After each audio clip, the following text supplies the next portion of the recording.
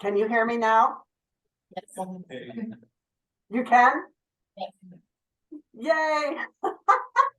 I can actually hear you so well now. So I don't know if you guys did something, but it's great. I can hear everyone now. So thank you. So yes, first of all, let me apologize. I know you guys are handed this 14-page document like as you walked in the door. I apologize for that. It is a comprehensive document and it has taken me some time, but I thought that what I would do is give it to you so you have it in hand. I wanted to just give you some verbal overview of it. I actually had a couple of or a handful of specific questions that I wanted you to perhaps think about, and then you can use this next month to review it at your leisure. But with that said, as sort of a background comment, at the direction of the Planning Commission, you had requested that I go back, or the township board, now I can't remember which organization, but I think the township requested that I go back and expand the solar energy ordinance to actually be an alternative energy or renewable energy ordinance. And so to that end, I was able to get hold and have a conversation with Attorney Thal, and we talked about some things, and I have in my possession a couple of ordinances from communities who have put together similar approaches to renewable energy. So I had a chance to review those in detail.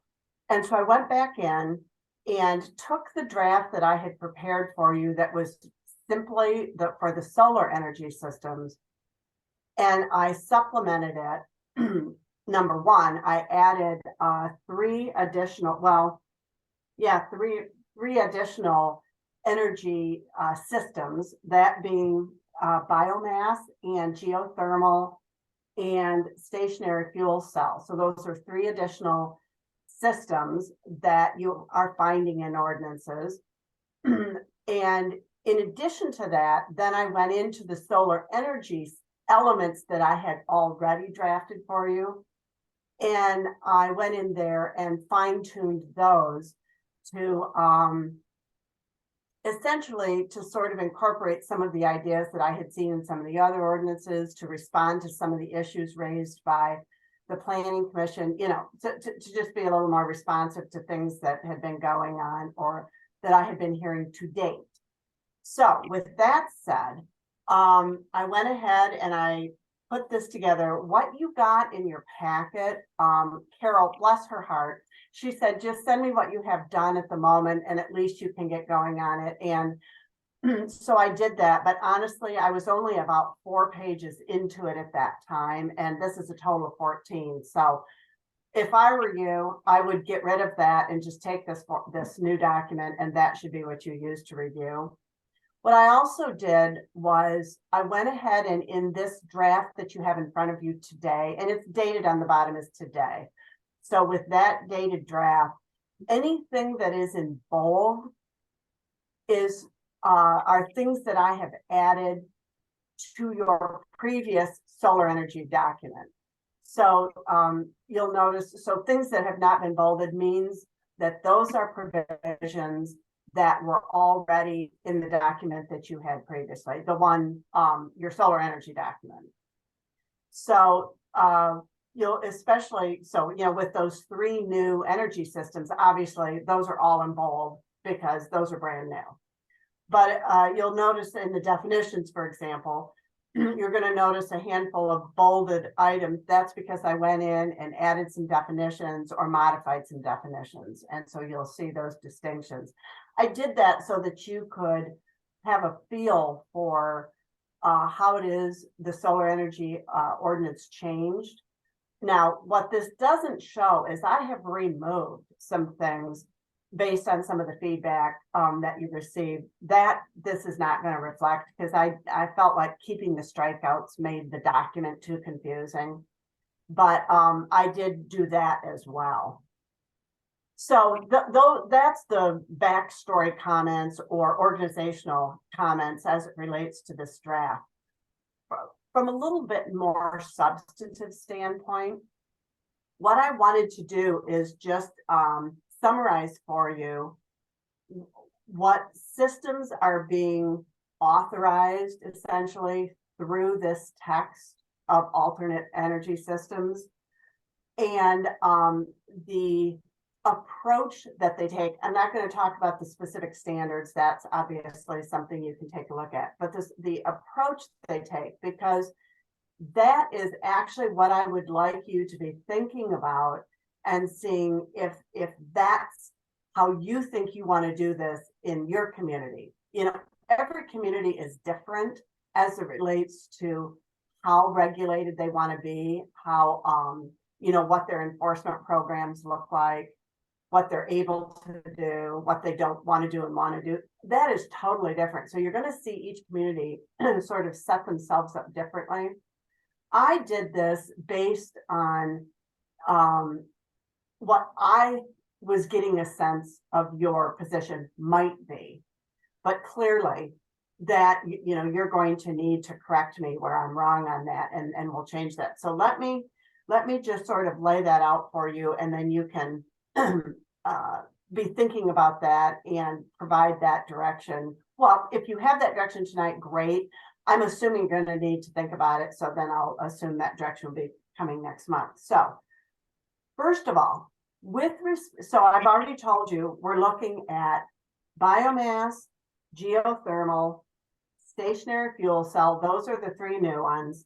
And then with respect to solar energy systems, which is a fourth type of alternate energy system, within the solar energy system option, you have, let me see, 1, 2, 3, 4, but you have 6 different ways of addressing solar energy. And that would be building integrated systems, those that are just built right into the building materials. You have roof-mounted solar energy systems. You have, and then you have ground-mounted solar energy systems. And those 3 solar energy systems are all considered to be what you would refer to as accessory use systems, in that they are designed solely to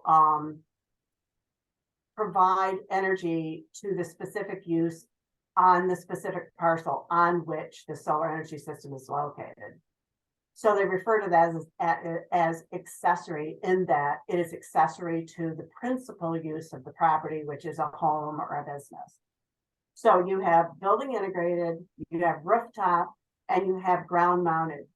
And then within the ground mounted, you have either a small or a large. And the small is for smaller solar arrays that are covering. The distinction in this particular format is the distinction in the amount of lot coverage. And so that would be anything that if the solar array, the series of panels, covers less than 10% of the property, then it's considered a small. And if it covers 10 to 20%, it's considered a large. All right. So there's your fourth solar energy category. But then you also have 2 additional ones, which are referred to as principal solar energy, ground-mounted principals, and that's where the solar panel, solar array system itself is the principal use. So those are the utility grid systems, right? So they're not just on a property to provide solar energy, electricity to the home, but it's on a large piece of property for the sale of electricity to the grid. So the principal use ones those are the principal uses. And then within the principal use, you have the small and the large again. And instead of lot coverage, like the accessory use does, it goes on parcel size. So a small is under that chart would occupy up to 20 acres. It could occupy an up to 20-acre piece of property or properties combined. A large would be something more than that. So within the solar energy array, you have these six different types. So what I want to do is in that description just now, I gave you the organization by type, right? 4 different types. Now I would like to take those and organize them for you verbally as it relates to sort of what an individual user might use and the administrative process for that. And it's interesting. I thought that might be an easiest way to present it to you anyway. And then hearing some of the comments about, you know, having interested residents who are saying, you know, we actually would like to see processes that are easy to use and streamlined, such to encourage use. And so maybe that will help. What I'm going to say now will help speak to that. So the way it's set up right now in this draft is that the building integrated, so whether they're built into your roof shingles or built into your building materials that are on the walls of the building, they come either way. That is the solar energy system that has the least amount of any kind of review or permitting associated with it, because it has none other than what would go along with it through the typical building permit, because of all of the things it goes through with respect to the industry and the building code. And it doesn't do anything on the property, or it doesn't add anything to the building. And so it really doesn't trigger any kind of zoning. So if a person were going to implement either any kind of a building integrated system, that would be absolutely no zoning perspective to it. So then you have the roof mounted, both the roof mounted and the ground mounted small, which would be that cover less than 10% of the lot. Both of those types, you allow in all, this draft suggests allowing them in all districts, not just residential, but at any of your zoning districts, and allowing them through an administrative review process. So there are things that do not require planning commission review. So right there, it is not, it doesn't have the same time frames associated with it. And they would apply for or receive zoning approval, administrative review and approval at such time as they either were getting a building permit for the building they were building, or if they're adding it on to an existing building, they would be getting a zoning permit, much like they would for any other things that you regulate in your zoning ordinance, like a sign or a fence or that kind of thing. So they would go through a zoning review process, but it would be done by your zoning administrator. And then it would be, assuming everything was in order, then they would just issue the zoning permit like other things you regulate that way. So three of your solar energy systems that have the potential of being used by an individual resident or an individual property owner do not require planning commission review as formatted. So that's, I thought, might be a good way of summing that up for you. Now, the fourth kind of solar energy system that a resident or individual property owner may use is the accessory ground mounted large. Otherwise, their solar array is bigger. And so it occupies a little bit more coverage on the property, up to 20%.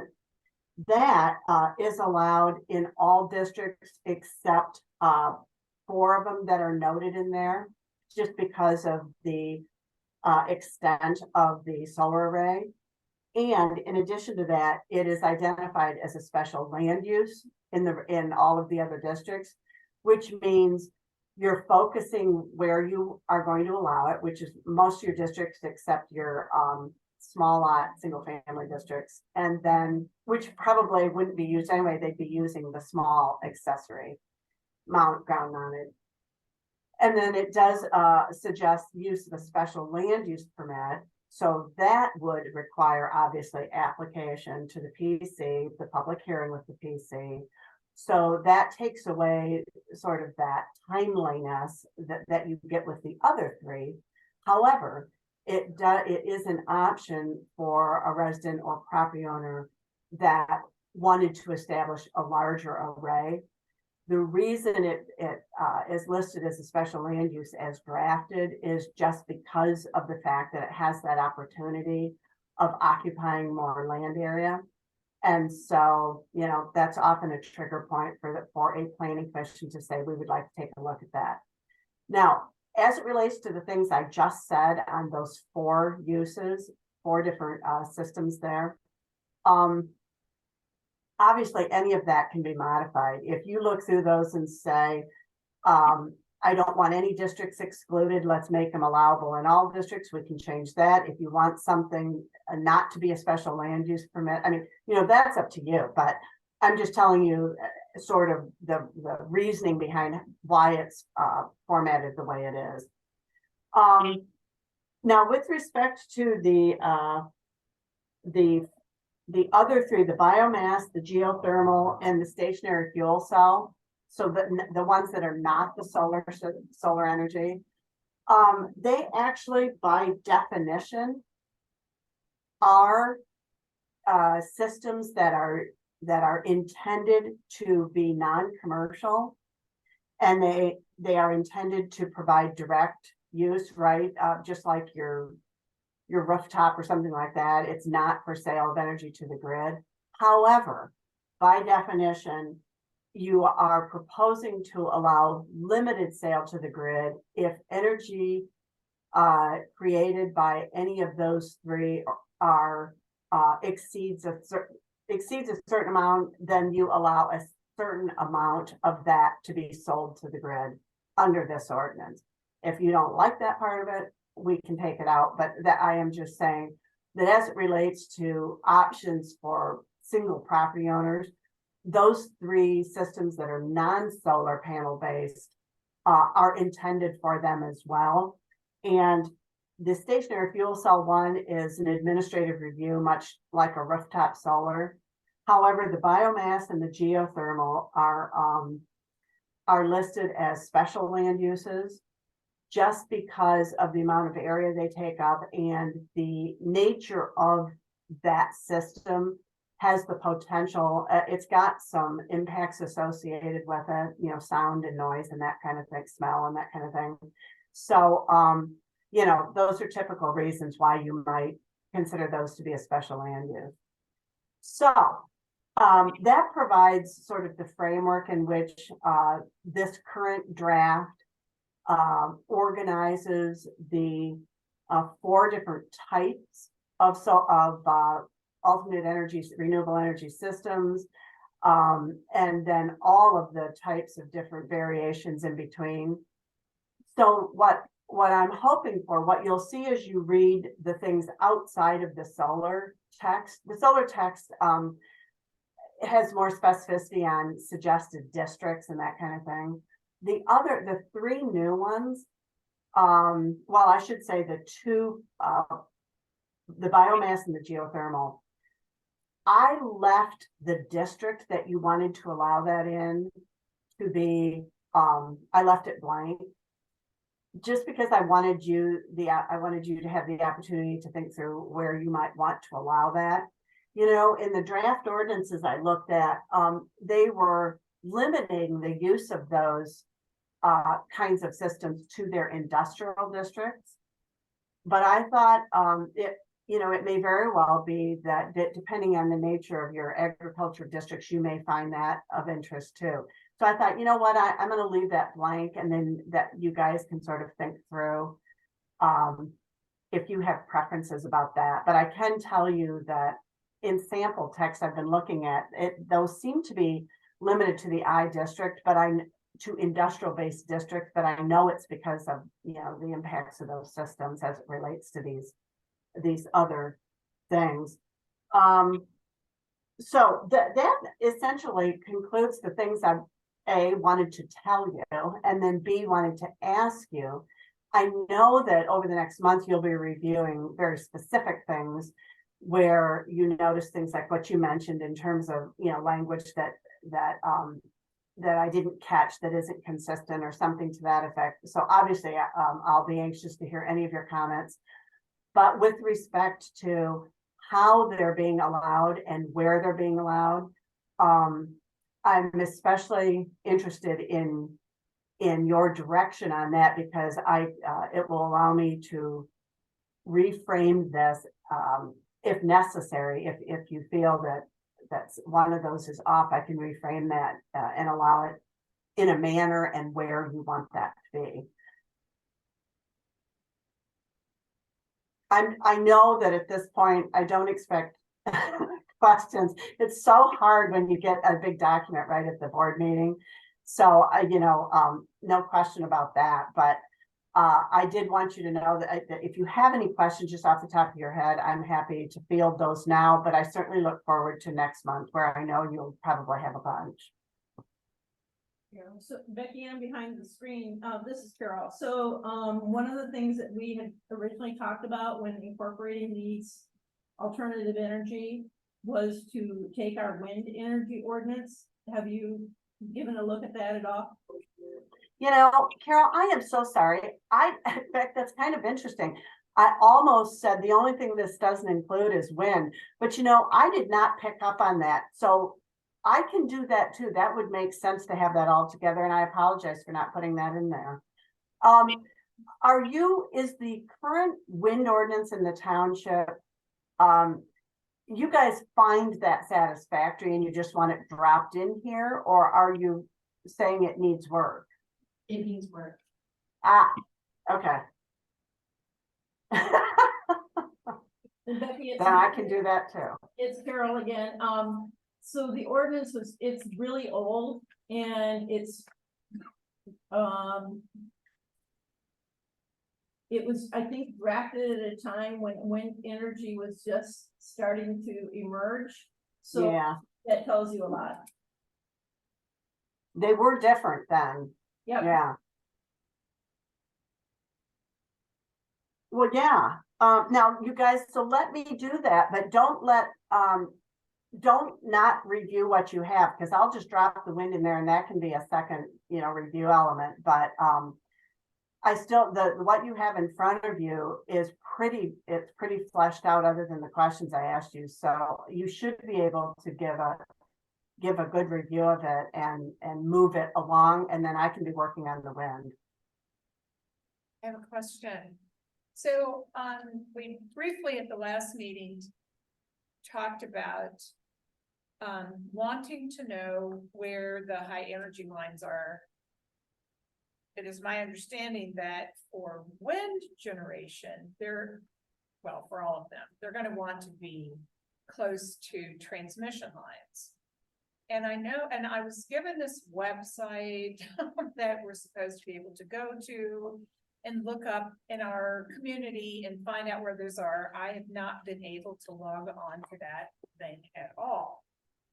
And, but if there's some way that we can have a map that shows us where the transmission lines are, I think that'd make everybody feel comfortable, because that sort of spells out the possible areas where any of these alternatives that require a connection to a high transmission line. Yeah. Can you help us with that? So you're absolutely right, because it tends to direct where interest will be with respect to the utility level energy systems, right? Solar or wind, right? That they're going to go where they have to go in close proximity to that infrastructure. My recollection from it, and whether I recall it or not, what I would say to you is that that is going to be a part of your master plan.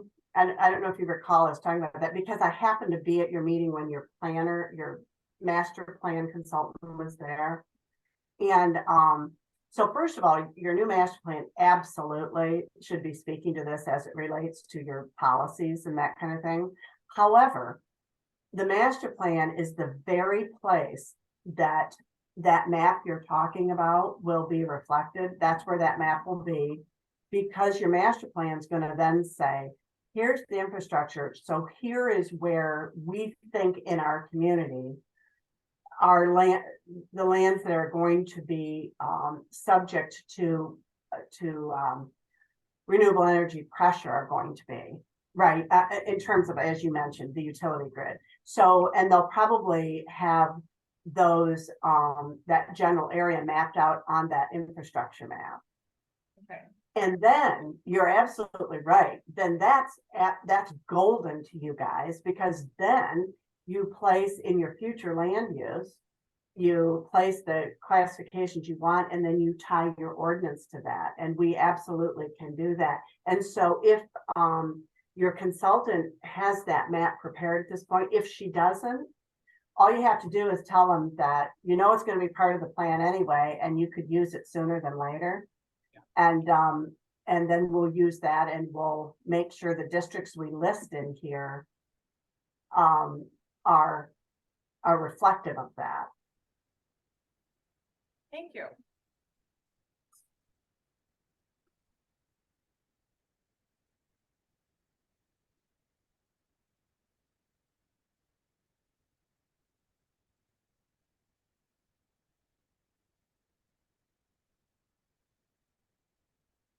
Are there any other thoughts, comments, questions from the board?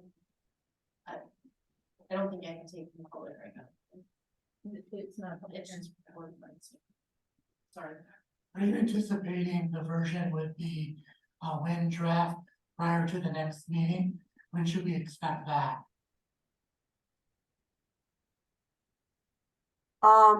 Yeah, your packets go out a week ahead, right? Yes, Yeah. If you had it a week, if it were in your packet, would that be okay? yes, a week ahead of the meeting. That would help. Okay. To the extent possible, I'd like to make comments on a single document as opposed to making comments on this document in another document with additional language. That gets difficult to track and convoluted. What would you suggest would be how we move forward? I'm thinking we need like a complete document a week before the next meeting at minimum. So we're gonna look at the new document and then make comments on the new document, and then I'm just trying to understand what the process is. I'm thinking we don't look at this, maybe don't make comments on the document we got today. And hold off and look at the one that includes the wind power as well. And use that as our working document to move forward. I mean, if it was gonna be 2-3 meetings out, I think it'd be a different story. You know, but if we're gonna start doing this and then prior to the very next meeting, get another version, to me, that's good, you know.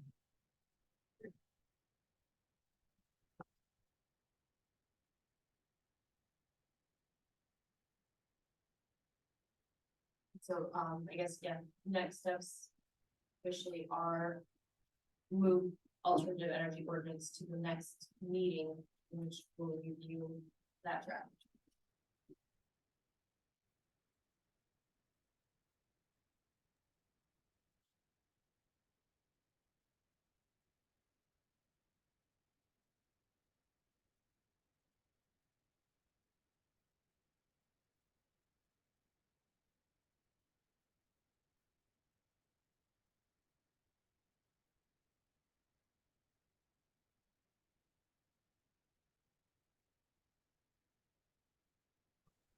Did you ask me something?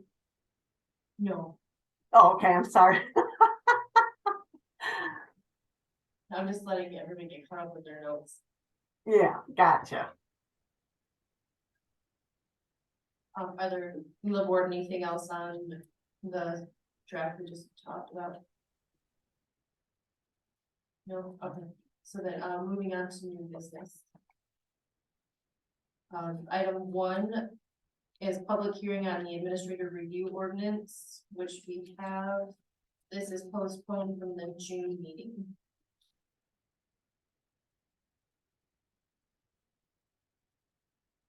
And at this time, I think we all have a copy. You can go to the We'll open the public hearing. Are there any comments from the public?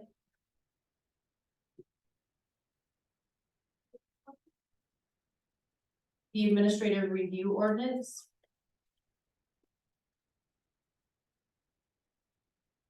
And it's possible if you were at the June meeting, you might have thought the plan to talk about it then, but it was postponed.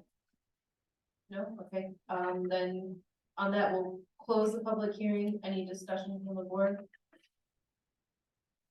All right, do I have a motion to accept the ordinance?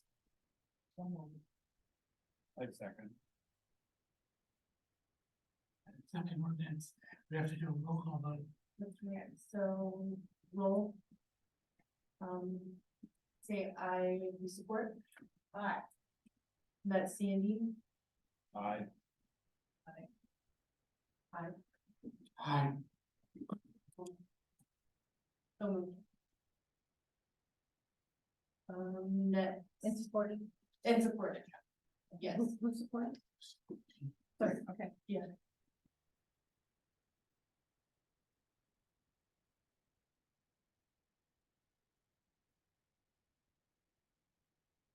Okay, the one page you're done. And we take, yeah, one page. Then it says comments, concerns of the planning commission members. Is there anything on that agenda list anybody wants to go through? I appreciate the comments about the survey. Those were helpful. I'm just curious on the alternate energy thing.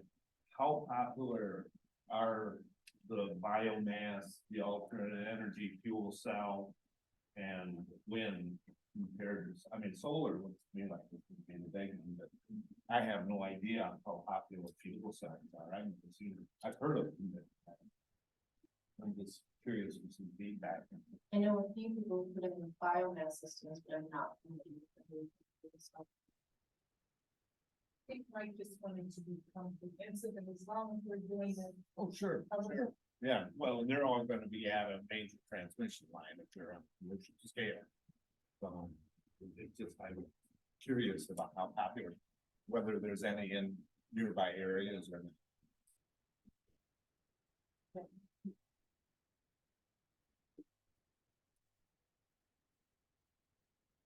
Right, with that. Any other comments or concerns? What are we doing about Robin Hills? Is there any, do we need to put anything on an agenda officially for that, for Robin Hills or the agritourism? So you discussed it last month.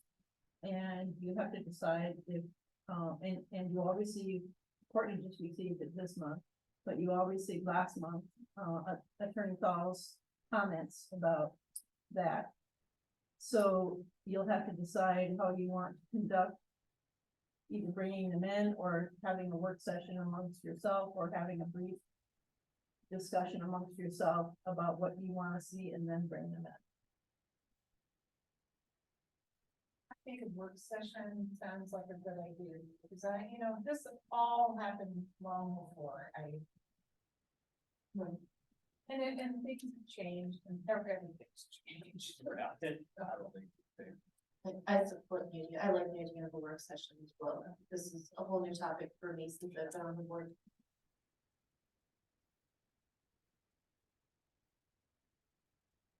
How soon do you want to do that? You don't have to decide tonight, but you can tell me how soon you want to, and then I can reach out to you with some alternative dates. Are you wanting to do it this month? Maybe wait till September? I know September is gonna get kind of crowded. There's gonna be I think an open house. So, October. that's a ways off. Yeah. But if you're doing just a work session. Okay. Yeah. You gotta remember, Lake Residential comes after the alternative energy. Lake Residential ordinance is after that, so you got a full plate. Yeah. We do.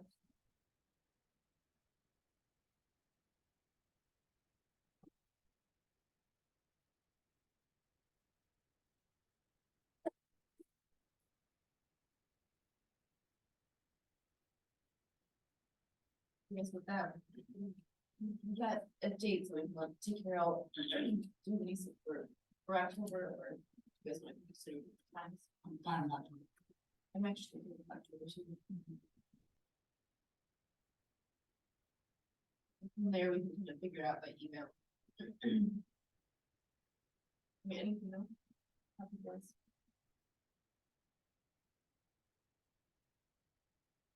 I have a motion to adjourn. Second. Adjourning at 7:48 PM.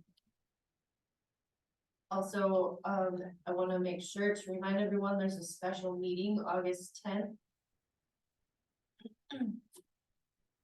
And our next regular meeting, the 24th, is August 24th, What is the time with the August 10th? It's 7 o'clock. 7 PM. for both. And that is to review, Consumers Energy, the substation over on Chrysler, River Grounds. Okay, I also. So for the August 10th, meeting here is to review The Consumers Energy substation substation on Chrysler, River Grounds. price. So the alternative energy is the August 24th, right? Well, we're gonna decide here. So, That would, as things sit right now, that is going to fall. Right, I just wanna kind of mention to you for, I have a mandatory board meeting. I won't be able to attend. I also can't attend because of the fair. My kids are going to be doing the livestock auction. so if you have a conflict, please let me know, because, you know, if there's only a few board members, I don't know about Mike, cause he's kind of been in and out, so that would leave only 4 of you. And how he feels about having just 4 members review the solar ordinance, or not solar, the alternative energy. If you would rather have a full panel, that's up to you how you wanna handle that. That's the only thing on the agenda for the 24th. And I'd like to be able to provide feedback in some capacity, whether it's in writing or, I know it's in writing, or passing them to another board member. Whatever we find. That's, however, if you wanna have that meeting and have like 4 members, or if you want to wait till October or September, sorry. I think we need. Okay, so it looks like everybody's in agreement, so we'll move, then we won't have a meeting August 24th, the next meeting will be September, which I don't have a calendar. Tell you. And also in September, you have, the open house, which there was, I sent that request around to you all about what your availability, and it was pretty open-ended, so let me look,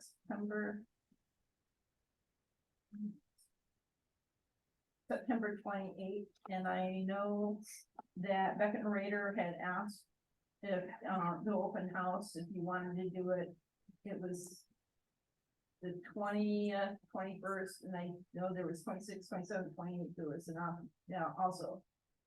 So there is a regular meeting on the 28th. Okay, so our next regular meeting is September 28th. Yep. Where we will talk about the alternative energy ordinance and go over the completed draft, and then there's also an open house, and that date has not been set, Not exactly. but it will be in September. Yeah, and I, you know, you were all open, so it's kind of one of those, I don't know what you wanna do, you want me to pick the date or? Throw a dart. Yeah, and I'm wondering, Before the board tries to make you travel again, let's pick one. yeah, yeah, so. I'll reach out to you all again. That sounds good. I'll reach out, that way you can look at your calendars.